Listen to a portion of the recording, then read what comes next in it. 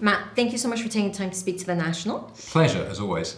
It's great to see you as the World Economic Forum is about to kick off, but you have an important report that's also coming out at this time entitled Our Life with AI. And here we have it. Yeah, so we wanted to, there's been lots covered in the last 12 months in particular on AI, and we wanted to understand what did everyday people think. So we went to survey about 17,000 people across 17 different countries about what they knew about AI, how they felt about AI. And interestingly, on average, something like 70+% of people felt like AI was going to be a force for good in their lives over the next 5 years. And they saw that AI was changing the way they learn, the way they work, discover information, but also in health and disease research and treatment. So quite a lot of positive across countries. And interestingly for you, I think, about the most positive were UAE, where people were in the sort of 3/4 of people were saying they saw AI as a force for good in their lives over coming years.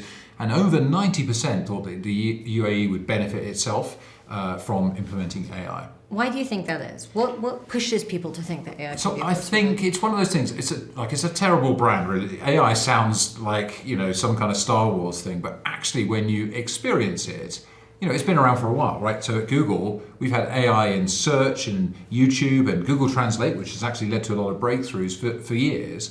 But it's sort of the advent of the chatbot and that kind of generative AI that we've seen that sort of opened people's minds again. And I think what they see is a tool that allows them to be smarter and do things faster. And I think one of the best things I see about AI, with Google's Bard, which is our chatbot, but also with that technology built into Gmail. You can just compose something really quickly.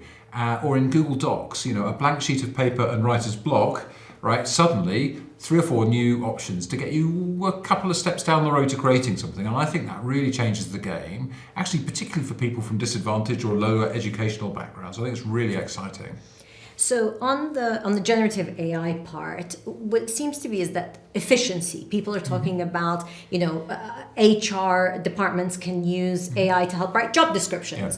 But some people say human in the loop. You still need the human in the loop. So do you think that from what you've seen from the report that people see how they can use it? They don't see AI as replacing them rather than being part of efficiency. I think, it's easy to write the story that, new technology will just displace an array of jobs. I think all of the research and the early signs are that in most cases, you're going to be competing against somebody using AI.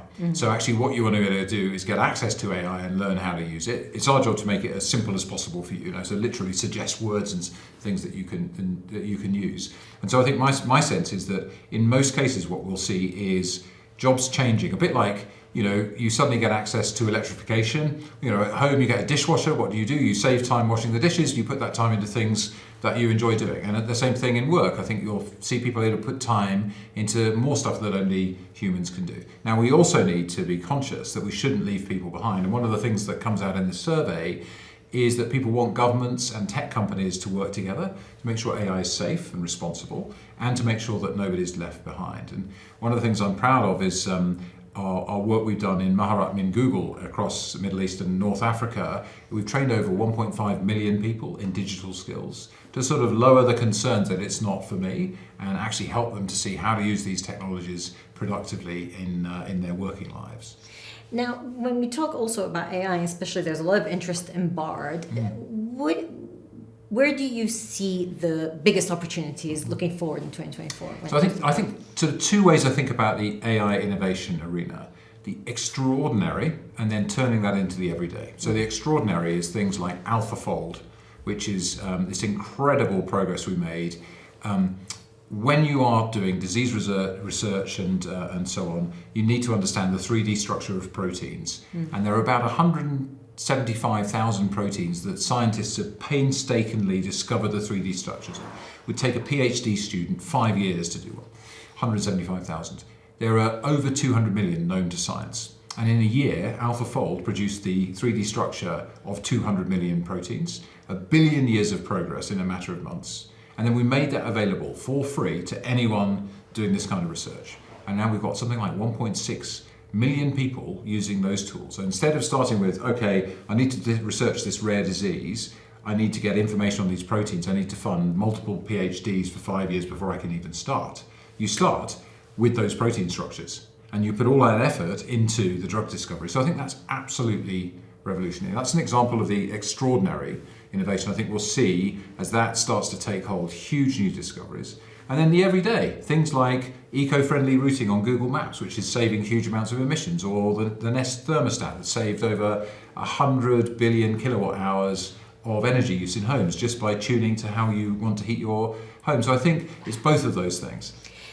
When it comes to science, we can see the merits of that. Like you said, if we're talking about everything from DNA mapping to others, it's science, and you feel that there isn't many questions about what is the root of what is being used in the AI tool.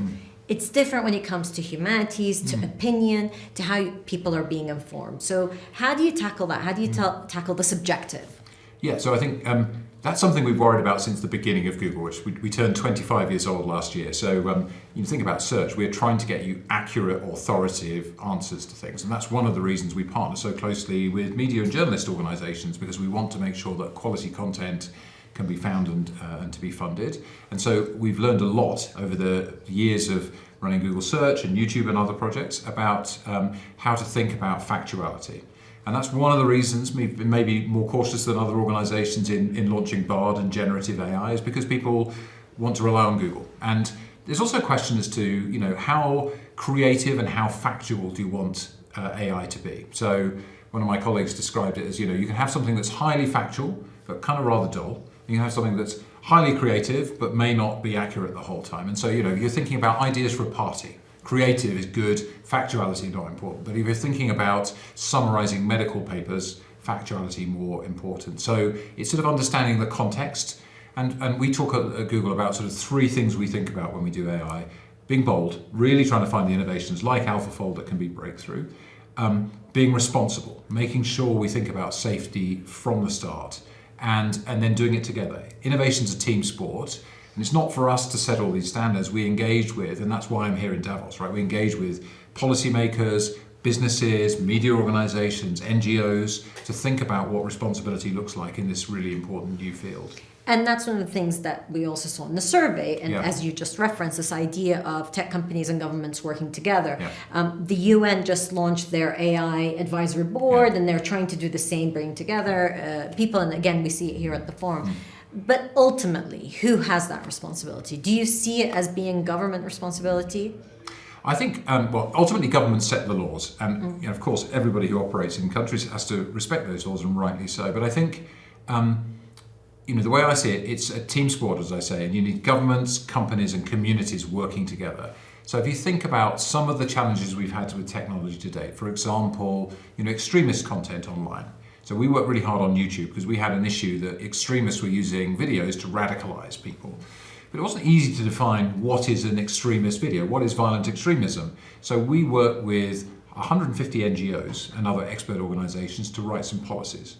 And then we use those policies to get humans to classify the videos. And then we use that list of videos to train machines.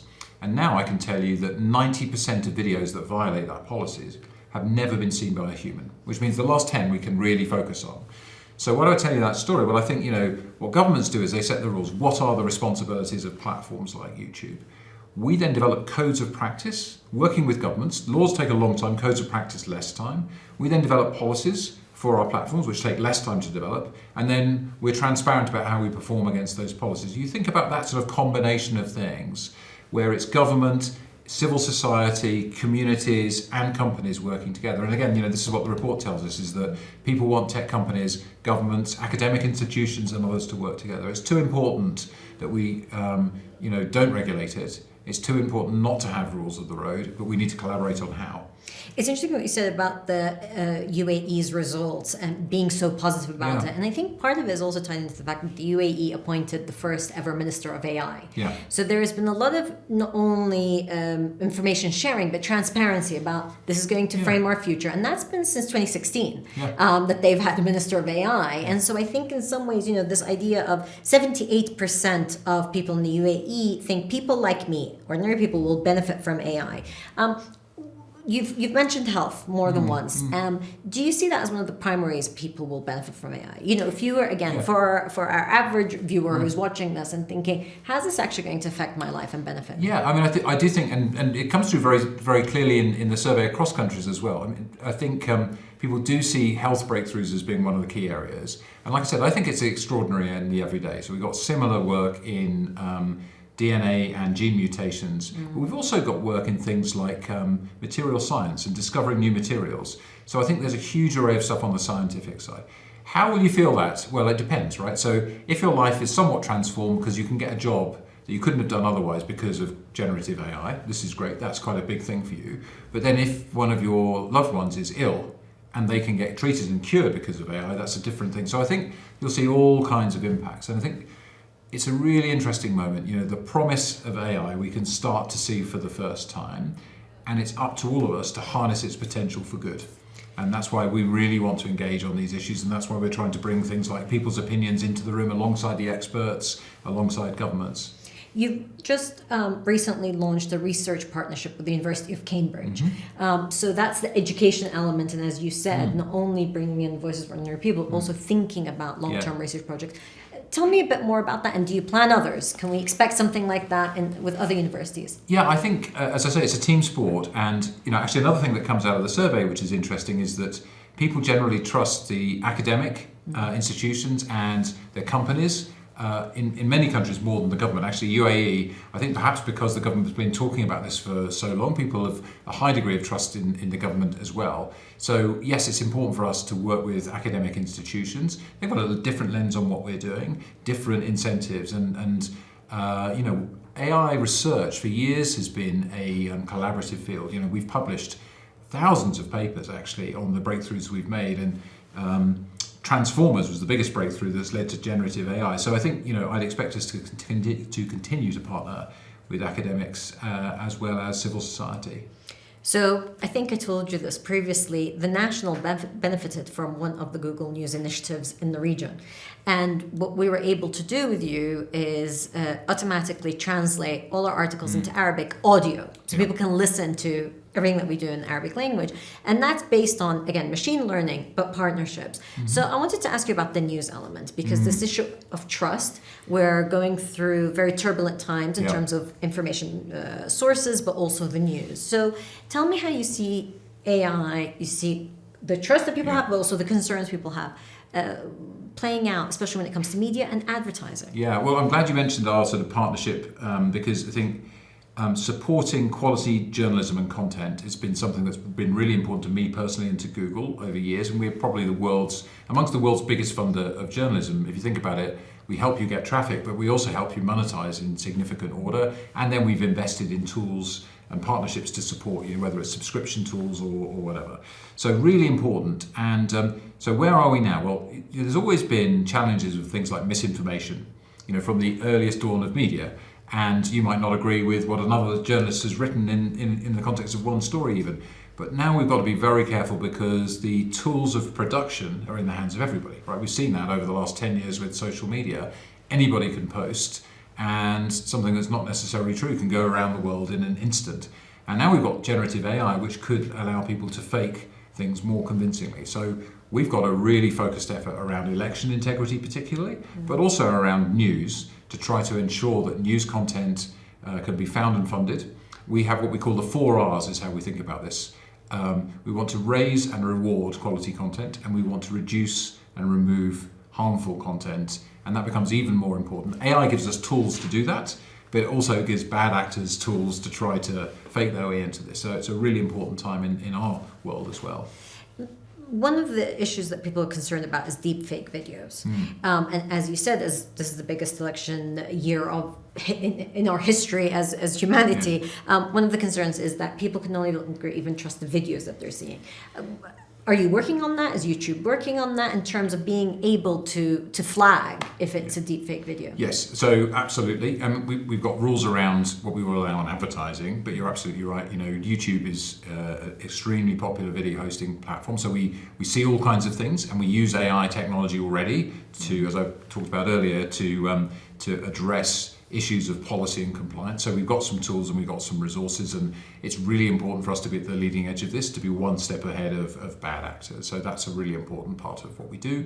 Human flaggers too. Other parts of the solution over time, though, I think will be, we want to be able to have digital watermarks in AI-generated content. So we've got a tool called Synth ID, which is doing exactly that. So whether you make an entire video or edit out a frame, there should be digital watermarking that you cannot remove. Now, not everybody's going to do that, but if good actors are using tools like that, that can really help.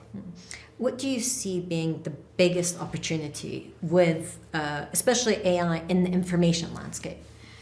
Well, I think I've always, one of the things I've loved in my job looking after Google in Africa, in the Middle East and Europe as well is how technology empowers people. When you see people get a smartphone and what it does for education, information, communication, entertainment, enjoyment, it's enormous change. And so looking at how we can help empower people with AI tools. And you think about this, we touched on AI for creativity and productivity. But it means potentially that people with lower educational standards in their background can do things like get complicated text summarized at their kind of learning level and accelerate their learning. We could see the potential for personalized learning journeys. We all learn in different ways. You might be a visual learner, I might be auditory, I might be at a different level from the person sitting in the next classroom desk.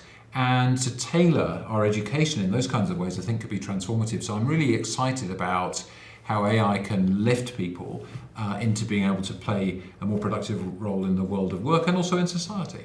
I thought it was quite interesting that the survey touches upon quality of life, that you see that people's quality of life in the next 5 years can be impacted positively, and often we don't think about that in terms of quality of life. But what are the challenges? I mean, we've spoken about opportunities. What do you see as the challenges? I think so. The challenges are, this is a fairly rapidly moving change. We've seen in the last year how it's accelerated. It's new technology, and we don't know fully how it's going to be used. That's exciting because all the upside cases, but we need to kind of really make sure we understand how it can be misused and work together, governments, tech companies, society, to address those challenges. We talked about some of them. Secondly, I guess there's a risk that it lifts the richest and the most educated, and we just talked about that. We need to make sure this is for everyone. One of the reasons I've stayed at Google, I've now just had my 17th anniversary working at Google, is because our mission is about making information accessible to everyone. And it's really important to me that we honour that mission. And that's why being able to make online tools affordable and accessible in your language, just as you talked about, really, really important for us. And growing our teams, being more representative of the countries, the genders, the religious backgrounds, all of the different dynamics that make our world so amazing to live in. We need to have these technologies being built by those people as well as being used by those people. And being built by those people in terms of inclusivity is so important in terms of how we chart information, but also who has accessibility to it. I mean, we meet at a time when things are very difficult in the Middle East and with the ongoing Gaza war and other developments. How can technology help? I mean, how do you see it? And if we kind of step back at the bigger picture, when you think about these things, can technology play a role? Yeah, I mean, I think it's got a really important role to play. I mean, we've seen the horrific attacks and the ongoing conflict in Israel, Gaza. I'm also responsible for operations in Ukraine, and seeing the ongoing horrific war there. I mean, what you see is when people really need information to save their lives, whether it's a medical situation or a horrible war crisis situation or a natural disaster, really important that information's available that's accurate and useful. We have actually in Tel Aviv, our team who works on crisis response builds products there. So that's when they work on things like flood alerts, using AI, early flood warning, so that you can give people up to 7 days warning of floods coming. These moments are really important to get accurate information to people, and our responsibilities there. In the moments of war, working with news organisations to get accurate information, particularly very early in the conflict, it's extremely confusing and it's not clear how to do that. So we take those responsibilities very seriously. And then secondly, I think, we're about building bridges. So we want people to be able to understand each other, and I think, lots of the upsides of a connected world. We now have the majority of the people on the planet are connected. We can educate ourselves. We can find out that other people are actually like us in so many different ways and build bridges, not walls between people. And I think that's one of the things that's an important part of the potential of technology. So I want to shift gears just to talk about the technology landscape. It's been a difficult year last year for big tech companies that have had to make difficult decisions, layoffs. Google's just announced a set of layoffs at the beginning of this year. Talk to me about what's going on. For those of us outside of the industry, it seems very confusing. Yeah, so I think the main thing that's going on is we are focusing on AI and focusing on the innovations we talked about, building AI responsibly at pace in order to do all the things that we've just been discussing. And that means shifting people and focuses, and inevitably that means changing how we're organised, moving people into these kind of project areas. And sometimes that means that we have to make unfortunate restructurings, which means some people leave the business. What I say is the people who leave Google are typically highly skilled and in demand in lots of arenas, so they typically get employed pretty quickly. But the main thing we're doing is focusing on AI, and that's the vast majority of people continuing to work, but in new areas, in new ways. And you need different skill sets. Yeah, that's right. So we can all train, because this is a new field, so we can all train up. But not necessarily everything which we were previously doing necessarily fits with that. So I think it's normal for an innovation company to constantly redeploy and change, and that's what we're doing. So Matt, last time we met, it was really, we were coming out of COVID-19. The world seemed changed, and in some ways, we haven't talked about PCR tests and working from home and so forth, but we're still dealing with some of the repercussions. Tell me, for you personally, what your biggest learning from that era was, and what are some things you've continued to use from that period? I mean, I suppose at a very personal level, it just reminded me, like so many of us, that the small things in life are really the big things in life. So, family, the pleasure of seeing people face to face, being able to hold a loved one, do things together, really reminded all of us of that, and also the value of space and liberty and all these other things. I think some of the positives that the post-pandemic world has been.